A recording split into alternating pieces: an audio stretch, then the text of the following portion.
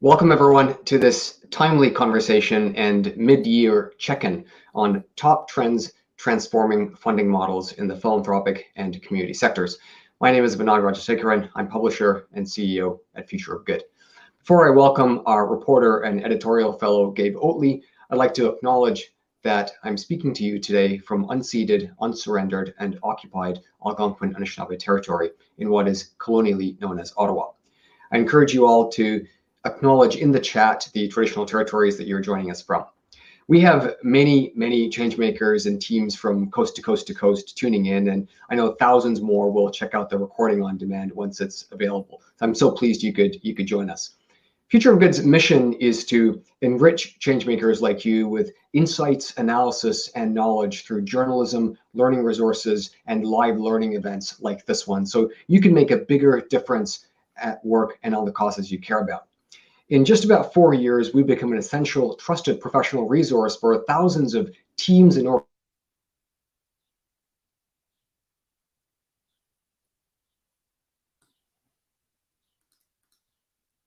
from coast to coast to coast. That's like this one.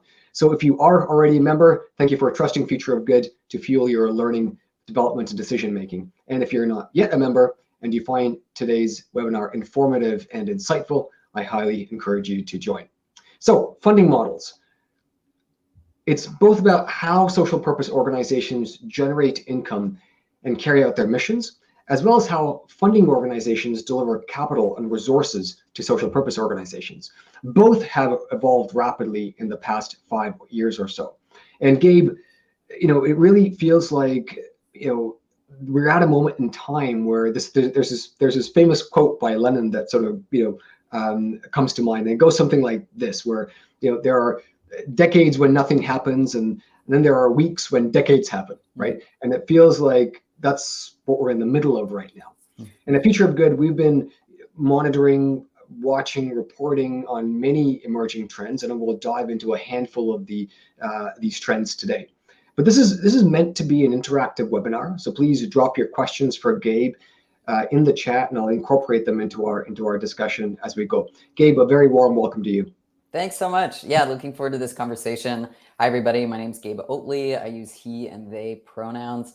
I'm joining from Toronto. This is the territory of the Haudenosaunee, the Huron-Wendat, the Ojibwe Chippewa, and the Mississaugas of the Credit First Nation. And I'm really looking forward to this conversation. Vinod, do you want to intro us, or should I just kick off with the first trends? Let's dive into. I think the first segment is big money trends. So let's dive into big money trends. That's it. All right. If you can pull the slides up. So we've got. I know this was billed as 10 trends, but we've got 6 big trends for you. That's what we thought we could do in 45 minutes. The first are what we're calling big money trends. These are 2 trends that are pulled out of some data we were able to get from the Canada Revenue Agency, which showed that the 20 organizations that received the most money in tax receipted donations from 2011 to 2021. We pulled 2 trends out of this data. The first is around online giving, and an organization that's seeing a major uptick in the revenue that they are receiving through gifts online. So in 2011, we saw Canada Helps pull in 54 million in tax receipted donations. By 2016, that had more than doubled to 114 million. You're seeing that on the slide with the orange bar. That shows all 20 organizations that received the top 20 amount in tax receipted donations. And then by 2021, we see that figure more than doubled again. Canada Helps pulling in $400 million in donations, and jumping to the very top of that list. I mean, I think this trend, honestly, is quite straightforward. During the pandemic, lots of charities shifted to pulling in the most money online because some of their in-person events were no longer an option. Canada Helps has been the organization that has been supporting organizations to process their donations. And so I think that's the major reason why we're seeing that shift. So that's number one, online donations ticking up. The second one that I want to note using this data again is the real dramatic rise in the amount of donations flowing through foundations that offer donor advised funds. For anybody that is new to DAFs, they operate a little bit like your own mini private foundation, but with a lot less hassle and reporting on an individual's shoulders. And they're just one fund within a broader foundation. So if you're somebody who wants to set up a DAF, you might like it because you get a tax receipt for the full value of your initial donation right away, but you retain the right over time to recommend grants that will be processed, over years out of that DAF foundation. In 2021, we saw no DAF foundations in the top 20 in terms of tax receipted donations. By 2016, that's jumped to 2. We see the Jewish Community Foundation of Montreal with an absolutely mammoth year. We also see Charitable Gift Funds Canada Foundation. That's a DAF foundation that works closely with financial advisors at the Bank of Montreal, as well as those at the Royal Bank of Canada and many other independent wealth management shops, jump up to about 12th on that list. By 2021, we see what is, I think, a staggering 8 DAF foundations on that top 20 list. In the orange bars, those are all what I refer to as commercially affiliated DAF foundations. Those are DAF foundations that work very closely with either banks or wealth management firms. So in second slot, we see Charitable Gift Funds Canada Foundation. Again, that's BMO and RBC affiliated. Beneath that, we see the Aqueduct Foundation, which is Scotiabank affiliated. Private Giving Foundation, down from that, that's TD Bank affiliated.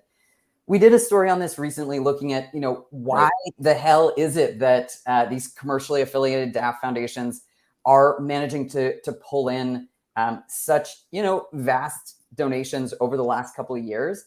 And the pretty straightforward answer back was that banks and wealth management firms are seeing it as strategic, good business, and sort of good from a corporate social responsibility standpoint to offer DAFs to their clients.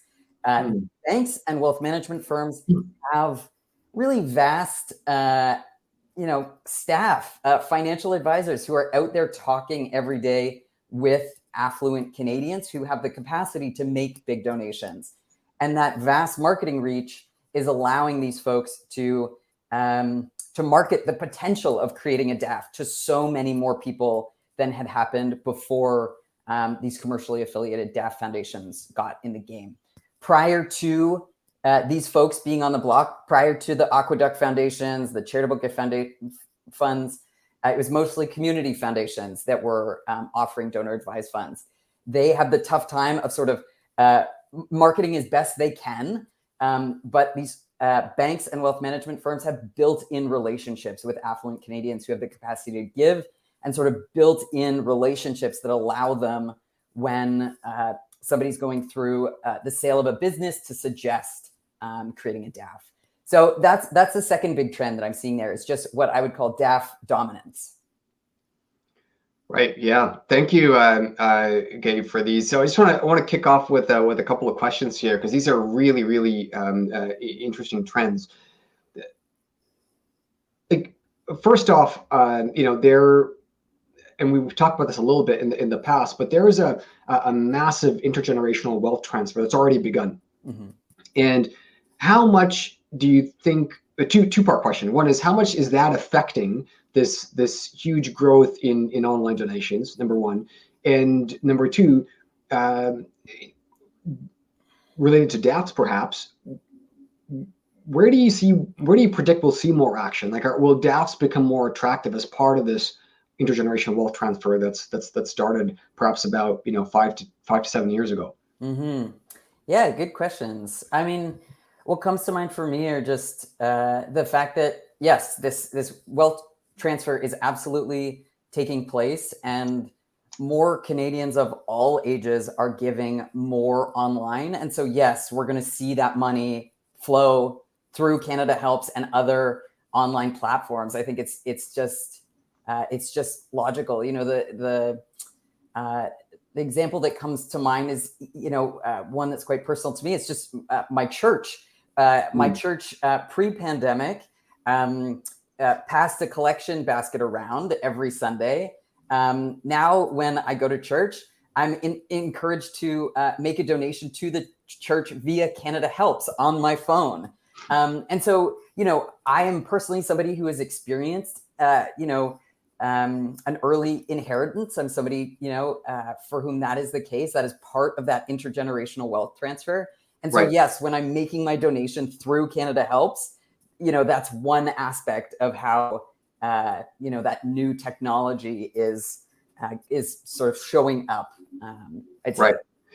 Maybe a sort of perhaps a bit of an unusual question. I don't know, but is there any risk to having, one large dominant player, like Canada Helps, in the charitable donation space? Like, is there any risk to the charitable sector that you see with having one large dominant player?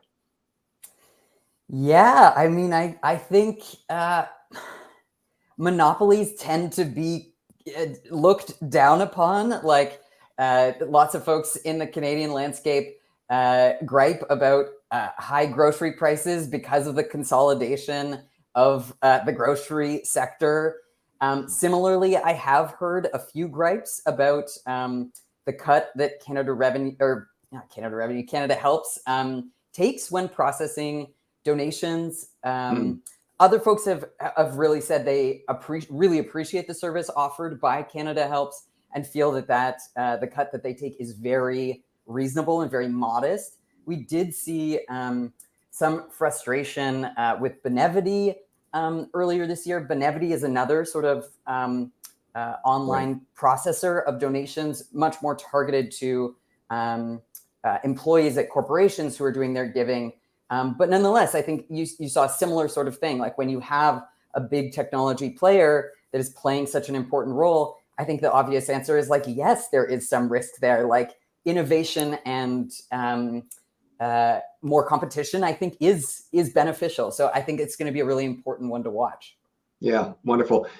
Just a quick note for our viewers. If you have any comments or questions, please put them into if you're watching via LinkedIn live stream, please put them into the comment box of LinkedIn live stream.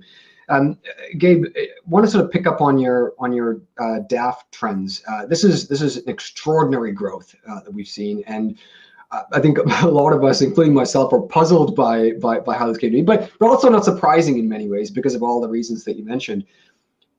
Having said all of this, though, we do still hear, critiques of DAFs. We still hear a lot of critiques of DAFs. There's a lot of tension out there. There are there are for camps, and there are against camps, and there are still on the fence camps. What is the state of the narrative when it comes to DAFs? Like, I'm curious about that, because the trend lines are clear, but how is the narrative evolving? Because there's still a lot of critique out there. Yeah, I think that's a really interesting question. I think that when you talk to folks who are in the DAF space, they say that a lot of the sort of more pointed critiques that have been brought into Canada originate in the United States, and that it is Canadians who are sort of bringing talking points about the risks of DAFs in from sort of American academics who are looking at their own landscape in the United States. I think there's something to that. I also think, though, that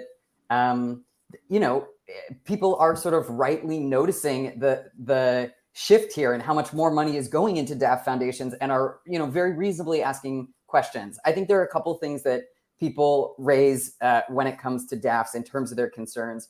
One is just that donors get the tax break the second they make that donation. So the public is subsidizing that donation, and yet individual DAFs in Canada are not subject to a fund level disbursement quota, which means that they don't have to give out a certain amount of money each year, which just means that Though I think DAF Foundation folks have argued very convincingly that the DAF tool is bringing more money into the charitable sector than would have otherwise been the case had DAFs not existed. I think that argument is made very, very convincingly.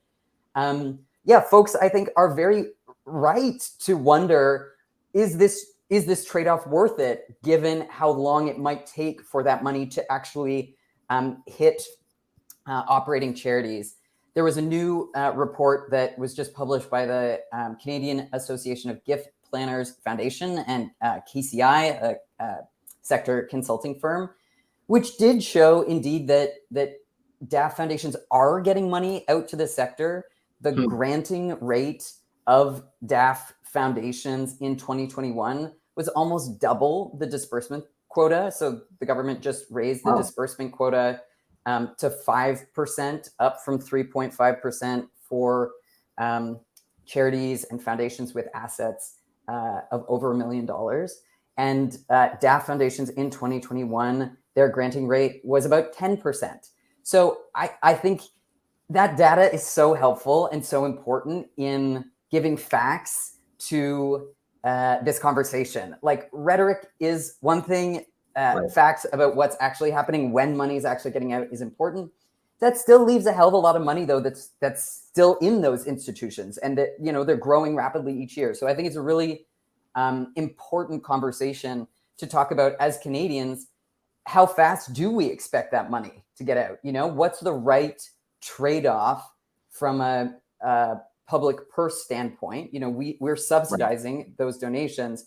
How long do we as Canadians want to let those donations stay within those foundations before they hit operating charities? So that's one big part of the critique. I'd say there's a second one, but I'll like pause there. Yeah, we've got a couple of questions from the audience here. So I'll read out the question first, and I'll share it on the screen.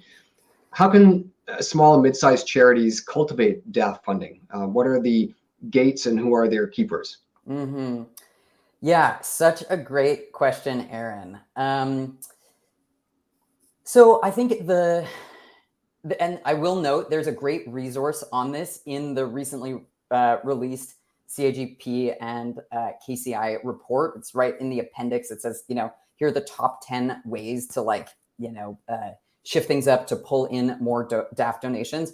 I'll list like just two and then encourage you to check out that resource. Way one is just amending your own forms to sort of be amenable and flexible for DAF donations. So be really clear that you are welcoming and open of DAF donations in your online materials, in your donation forms, that sort of thing. The other, I did speak to some financial advisors and executives that work at DAF foundations, and they said that you know, they were really open to getting to know charities in their communities who might be a good fit for clients that they're working with. I spoke with one charity that has found great success, a Calgary charity that's found really good success in securing DAF donations. And he said the way to build those relationships with the financial advisors that work with the DAF holders is to go and meet them where they are. And he suggested that the CAGP, Canadian Association of Gift Planners conference, and other spaces like it was a great place to meet those folks. He said cold emailing them with your appeal is probably not the move, but rather trying to get to know them. Yeah, so those are a couple, but suggest you also check out that resource. Right, super. Thank you, Gabe. We have more questions coming in, but I'd love for us to move to our second segment. So let's dive into that and get into equitable funding trends. Cool. Yeah. So there are two that I've pulled out here. The first that I want to look at is this shift around trust-based philanthropy. This is probably not going to be a new phrase to anybody on this webinar. I want to spotlight a little bit the Lyle S. Hallman Foundation. They're a Kitchener-Waterloo based foundation, about $125 million in assets. In March 2020, just as the pandemic hit, they removed restrictions on all of their grants with their about 30 odd grantees. That meant that, like, if you had said you were going to use the money for, to buy supplies for a food bank thing, you were now free to use that money to hire a new staff person or what have you. This wasn't a move that was out of the blue. So they had been working on sort of building their own capacity around trust-based philanthropy for several years. In 2018, they decided to initiate a sort of unrestricted funding pilot where they offered unrestricted grants to 3 organizations that they already knew really well and already had pretty strong trusting relationships with.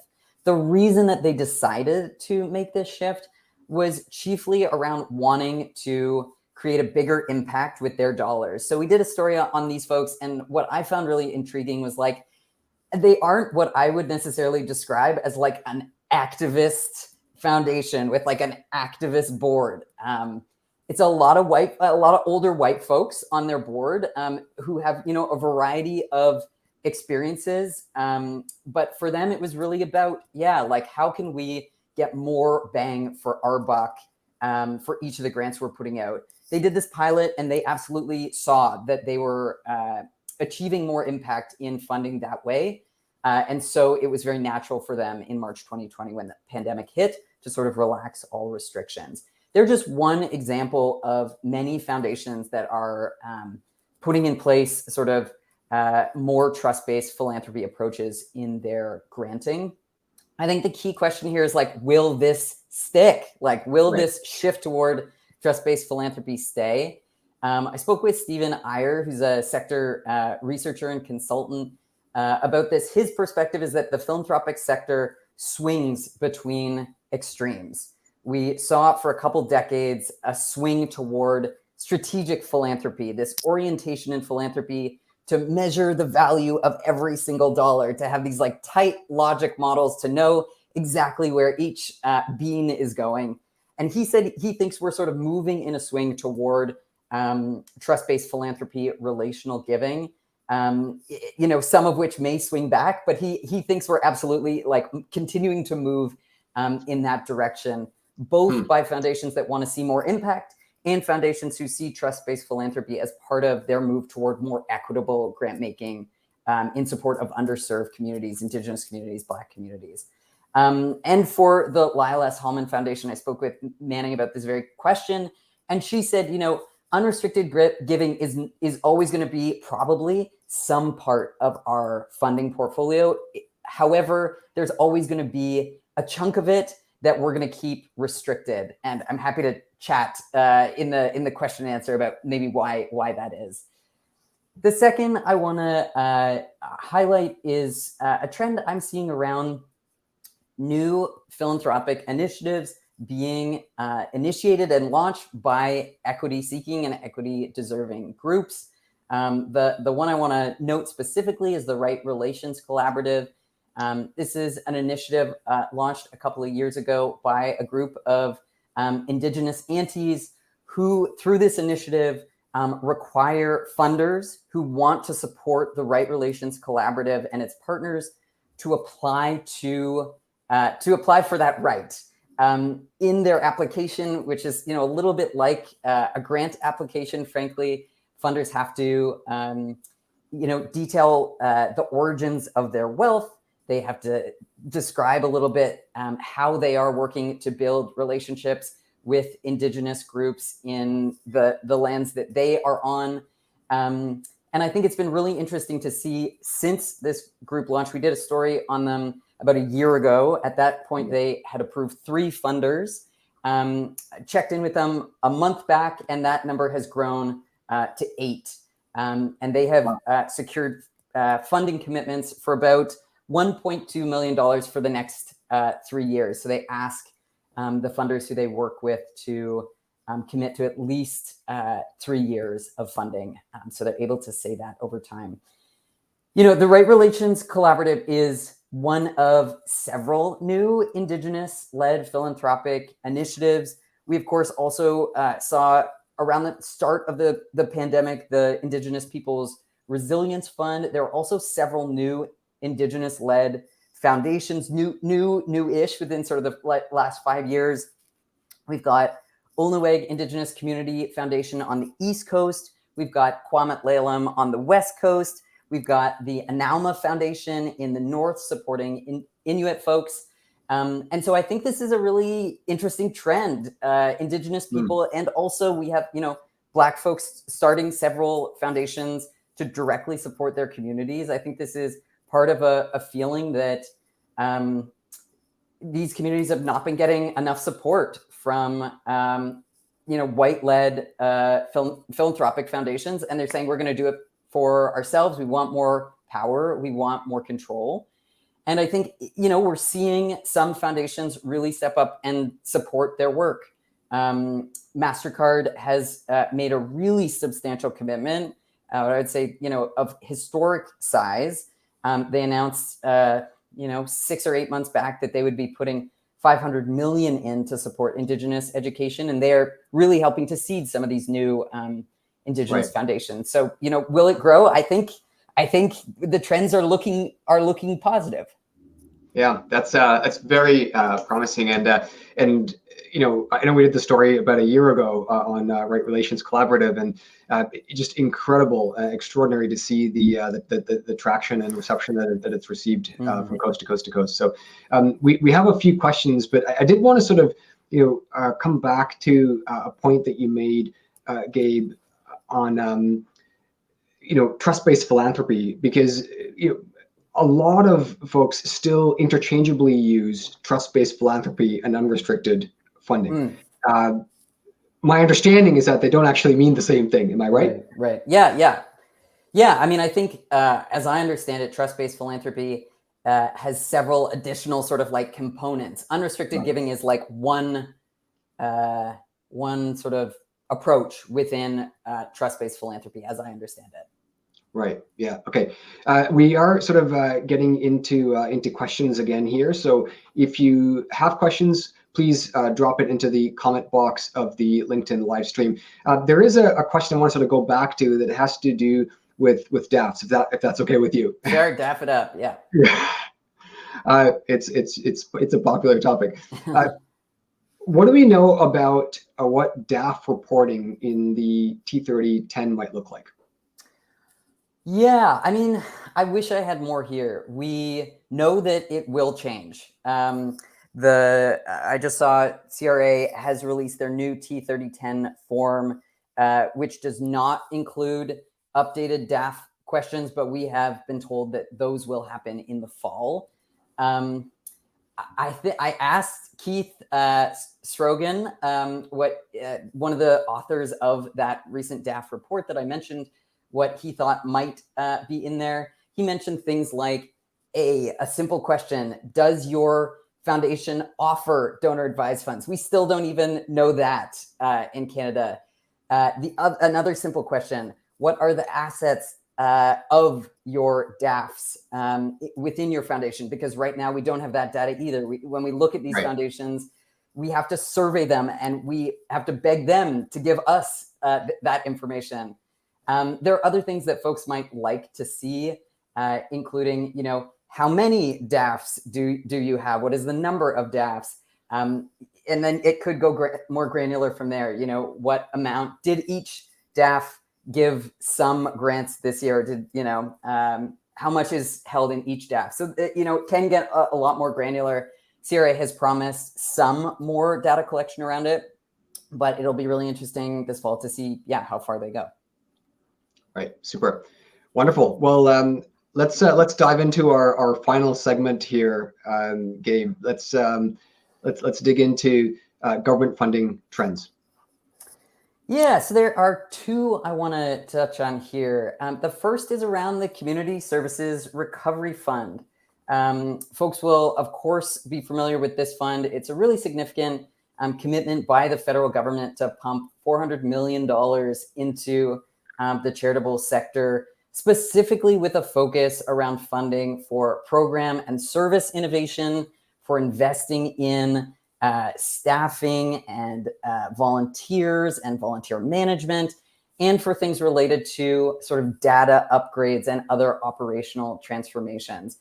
I think the big question with the CSRF is really, will it lead to transformation in the sector? And there are a couple of different aspects of this question that I've heard folks reflect on in conversations. The first is that, many organizations across the sector are struggling right now still as a result of the pandemic, and whether or not these organizations even have capacity to try and transform, or whether or not they'll be submitting applications for this funding that is sort of disguised in transformation language, but really as a way to try and get funding to plug dramatic holes that they're still experiencing that are sort of more typical business model stuff.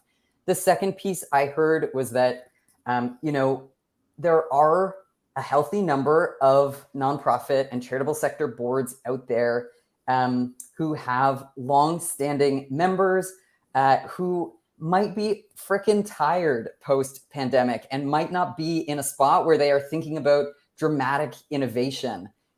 There also are some boards that have chairs who are pretty used to doing things the way they've done it for many years and might not be as willing or as open to transformation. And so I'm curious to see whether or not, leadership is allowing the kind of transformation that some folks might want to see. And the third piece I've heard folks reflect on is around, how much transformation, maybe other than digital transformation. Pretty much everybody, I think, is psyched about digital transformation in the nonprofit sector, thinks it's a good thing. But I think there are other folks who say, okay, aside from digital transformation, how much is actually needed in funding model transformation, and how much is it just that we need the government to provide us with core funding so that we can do the same important things that we did last year? And so I have more questions than answers on this fund. The money has not yet rolled out. It will start soon. I think there's a lot of hope around this fund, and I'm just really interested to see what organizations use this funding for, and whether or not, they feel that this fund has led to transformation or are doing some of these other things I mentioned. So those are the questions there. The next one I want to highlight is around advocacy. So we just published a story about the Ontario Trillium Foundation. Our story looked at the fact that in 2020, the Ontario Trillium Foundation changed their policy restricting how grantees could engage in advocacy. We spoke with one charity, Compass Early Learning and Care, that under this new policy was deemed ineligible to receive funding from Trillium for the way that they were engaging in advocacy around changes that were being made to the childcare sector as part of this, really significant shift that's happening right now toward $10 a day childcare. Compass Early Learning and Care was like, this is a crucial moment. We need to advocate. They were applying to Trillium for about $125,000. They were deemed ineligible to apply for that funding because a program officer at Trillium, because somebody at Trillium had looked at their social media and found that they were in violation of OTF's policy. We spoke to another couple of charities who experienced similar things or who got Trillium funding and realized sort of in their contract, the contract said that they could not engage in any advocacy whatsoever, and decided as a result of that not to engage. We've spoken to Trillium about this, and they said that they absolutely do support nonpartisan advocacy, and noted that they had changed, that they, as a result of our question, changed a clause in their contract to sort of clarify the language. But I think the piece we heard from the charities we spoke with was just that, like, anytime a funder signals that they are concerned about your advocacy, that sends a really dramatic chill through the sector. Lots of folks spoke and sort of referenced back to the audits that occurred under former Prime Minister Stephen Harper of charities and how they were engaging in advocacy, and just said, this is concerning stuff. Right. I'll just note also briefly, the city of Vancouver recently also had a shift here where city council, I just want to make sure I get the wording right here, passed an amendment requiring staff to come up with new granting rules such that organizations in the sector who could be eligible for funds must agree to a respectful manner of communication vis-a-vis sort of how the city was engaging. And charities in Vancouver said that they felt that this was chilling their communication around advocacy. So I don't think this is a dramatic trend that is taking place, all across the country. Oh, all the funders are chilling advocacy or anything like that.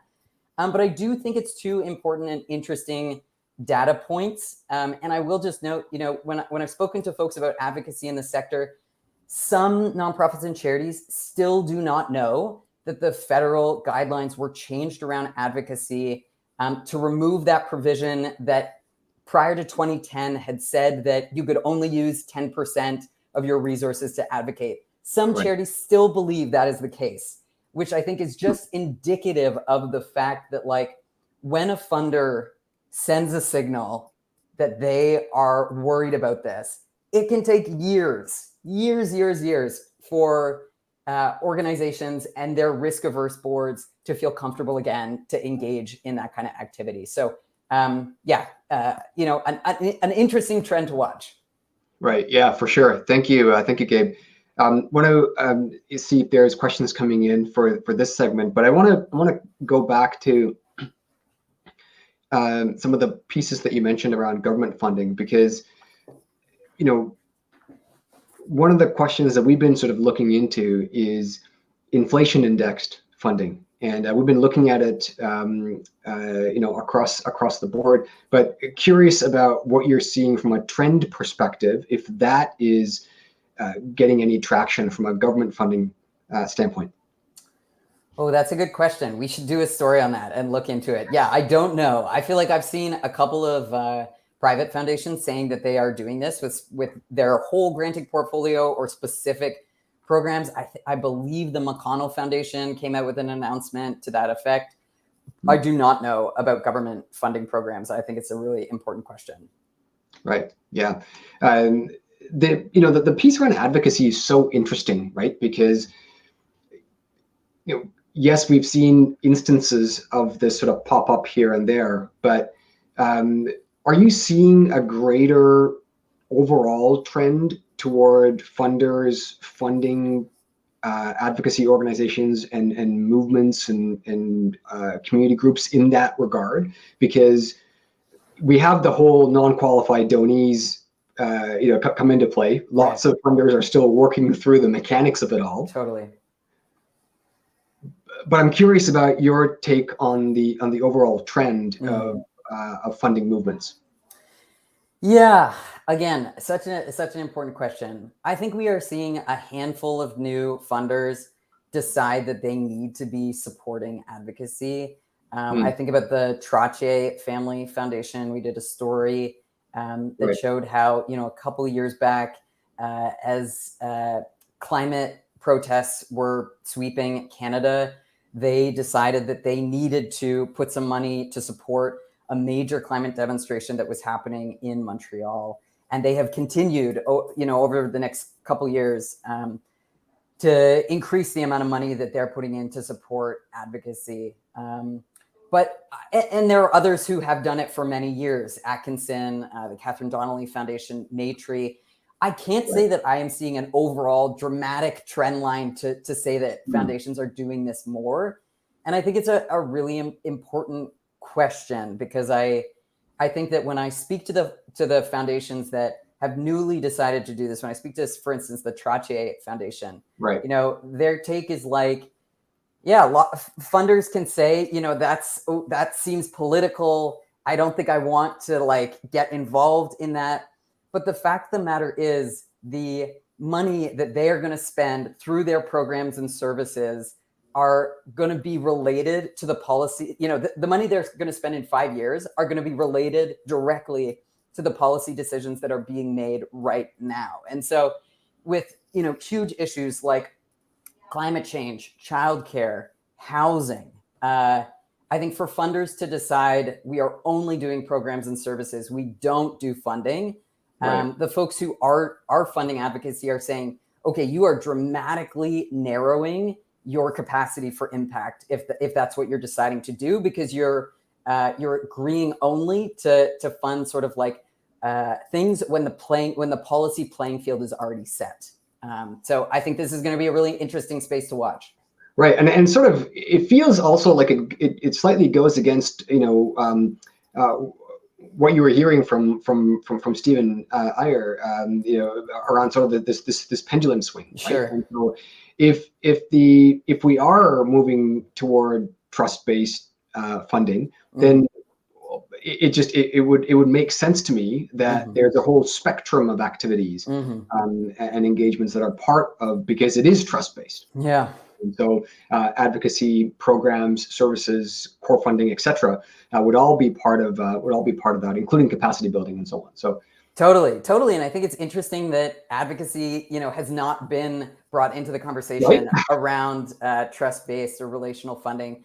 I think folks need only look to the United States and some of the major social policy issues of the day, the extreme rhetoric around trans rights, for instance, right now, to see how American right-wing funders have been able to shift policy on, a specific issue. And if that's something that feels surprising, I think, forces that are, I feel comfortable saying, forces that are used for evil can also be used for good. So, there is significant space for funders to, invest in building the social movements that change the popular understanding about what is politically feasible and possible. Right. Absolutely. Gabe, we're almost out of time here. So wondering if you just wanted to give you a minute for any closing thoughts on top trends. Oh, geez. Yeah, no, these have been great questions. I don't think there's anything else I want to share. I mean, maybe the only thing, and it's maybe unusual for a reporter to do, but it's a tough moment for journalism out there. The advertising model has cratered. It's tough to get people to pay for journalism. But I mean, I think this work is important. I was telling my girlfriend recently, I think journalists are a bit like the sucker fishes that go along to get the grime off of a fish tank, especially when it comes to like accountability journalism. It's not glamorous stuff. We're out there trying to, keep things clean. And I really appreciate all the folks who have become members of Future of Good to enable my time, our whole team's time in order to do this kind of work. And I'm really grateful for United Way and Community Foundations of Canada who funded the journalism that I did.